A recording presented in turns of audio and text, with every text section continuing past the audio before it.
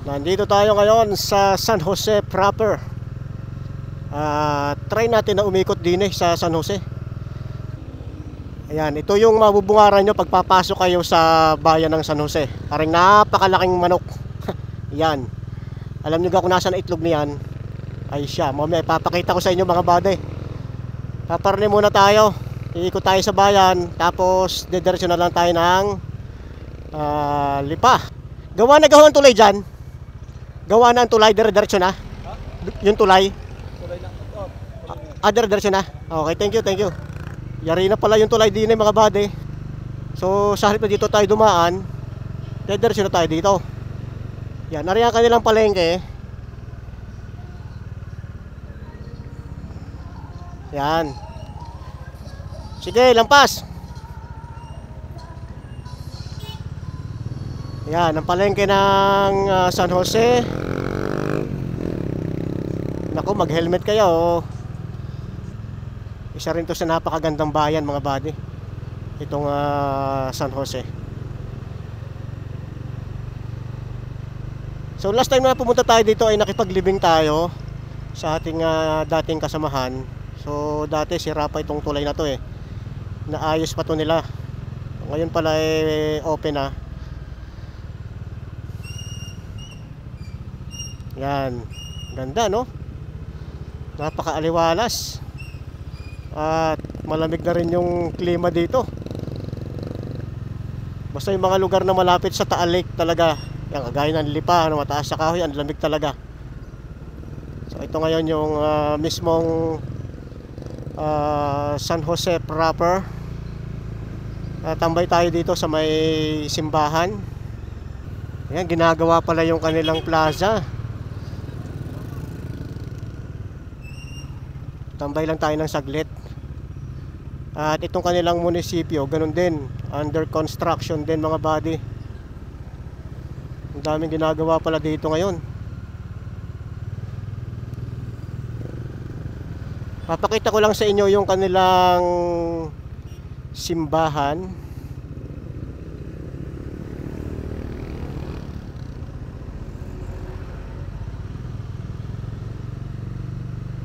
Kakaibang kasing kulay yung simbahan dito ng San Jose mga buddy. O, kita nyo? Diba ang ganda?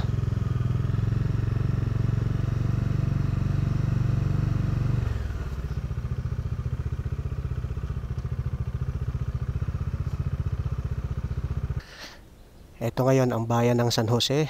Ang kanilang kakaibang kulay ng simbahan nila, no? Tapos ang lalaki ng puno. Century old na rin siguro itong mga puno na to. Okay, so subukan natin na pasukin.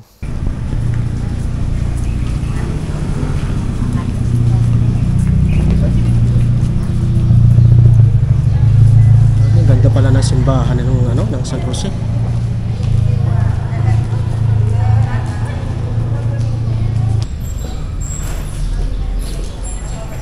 Ang kayo ka magkadaw.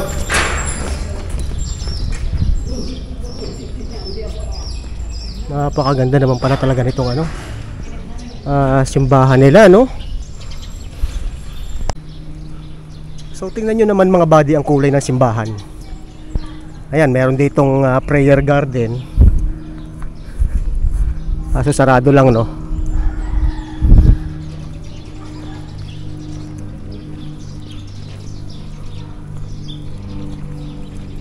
Kuya, ano daw po dyan? So para mas ma-appreciate nyo mga buddy ang ganda ng simbahan, ito ang aerial footage natin nakuha. At para ma-appreciate nyo mga buddy, ay tingnan natin mula sa himpapawid aring simbahang are ng San Jose, Batangas, na talaga namang napakakulay. Bibihira kung makakita ng ganitong klase ng simbahan na bukod sa talagang luma na ito ay talagang pinreserve nila yung mismong simbahan mga buddy. Talagang kinulayan nila ng mas maganda, no? Ayan, kitang-kita nyo naman mula sa itaas kung gaano kaganda aring simbahang aray ng San Jose. Ay tanda ako mga buddy na kapag may mga kursilyo ay di ni kami napunta. Nung ang aking airpat kursilista pa, ayan, diyan kami noon sa simbahang yan nagpunta. Usong-uso yan noon, mga dekada 90. At ito naman ang mismong bayan ng San Jose. Na yung kalsadang yan ay tatagos ka ng bayan naman ng Ibaan. Yan. Hindi na tayo masyadong nagpakalayo-layo din mga buddy.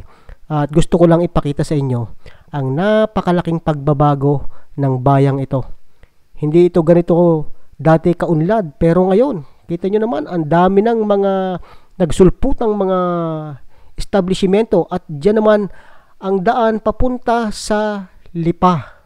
Dyan tayo mamaya dadaan pagkatapos natin dine sa may San Jose. Pinaikot-ikot lang natin dine ang ating drone sa mismong paligid ng simbahan, yung kanilang munisipyo. Yan, nasa may harapan mismo ng plasang ginagawa pa, na talagang aabangan ko rin kapag ari natapos at mukhang mayroong ginagawa silang fountain mga buddy. Yan ang aking gustong ipakita lang sa inyo at ipagyabang ang kagandahan ng bayan at ng simbahan ng San Jose. Isa ito sa pangarap ko noon eh. Ito yung pinagpipilian ko dati mga buddy. Itong Duke 390 o kaya itong Dominar. Medyo may kamahalan lang kasi itong Duke 390. Magkano nga po ito, sir? Ang brand niyan 286. Oo, 286. Ito, second hand ko lang to nakuha eh. Oo. So yan po si Sir JP. Yan. Taga dito siya mismo sa bayan ng San Jose. Napakakisig naman talaga ng ng Duke 390 oh. Thank you. Kita nyo naman oh. Sus. Pwede ako mag-shout out Sige out po. sa mga San Jose Riders, kay Sir Jerwin, kay Doc Rupo, kay Sir Allen, kay Boss Raban, kay Kuya Noli, kay sino pa? Konsihal Alex. At saka sino pa? Si SK Dan, kasamahan ng mga young ones na riders ng San Jose. Thank you. Ayan po. Ang gara naman talaga oh. So ayan, sulyapan muli natin ang kagandahan ng simbahan ng San Jose. Napakaganda mga buddy, no? Kakaiba yung kulay niya. Kung ibang simbahan kulay puti, ito, ano bang kulay to? Parang maroon siya o ano tawag sa kulay na to mga buddy? Comment nyo nga. Okay, so yun lang mga buddy, no? Nakakausap pa natin dito yung may-ari ng motor na to, si Sir JP. Kita nyo naman, oh, ang ganda talaga, oh. Kaya talagang ito yung isa sa mga dream bike natin nun eh. Kaso kaya hindi natin to binili kasi yung seat height niya mga buddy masyado nang mataas kumpara dito sa Dominar. Dito nga tumitiad tayo eh, tiptoe na tayo dito eh, tapos medyo may kamahalan siya. So dito lang tayo sa abot kaya. Ayan oh, ganda oh, Duke 390. So palabas na tayo ngayon dito sa simbahan. At first time natin makakadaan dito sa kabila ng San Jose.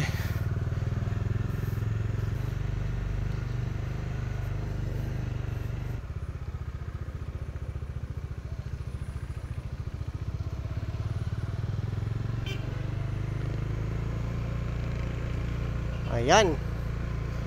Pati yung plaza nila talagang pinagaganda nila mga buddy oh. Ayan ang kanilang munisipyo oh.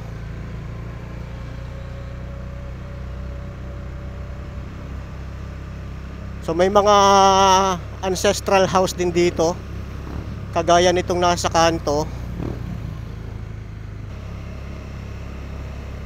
Malaki na rin na pinagbago mga buddy nitong bayan ng San Jose.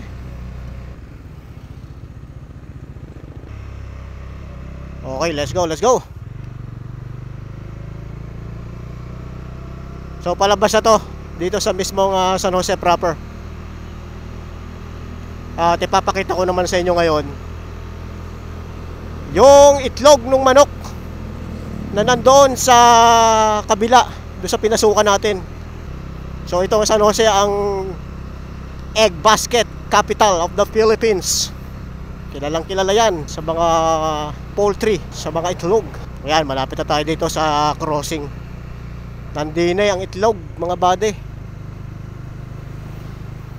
Ito yung kanilang hospital.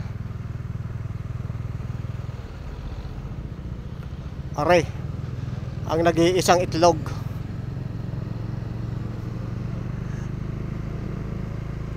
Hinahanap ng kanyang inahin. Hindi nila pala sa kabila. Okay, so that's all. Let's go to Lipa.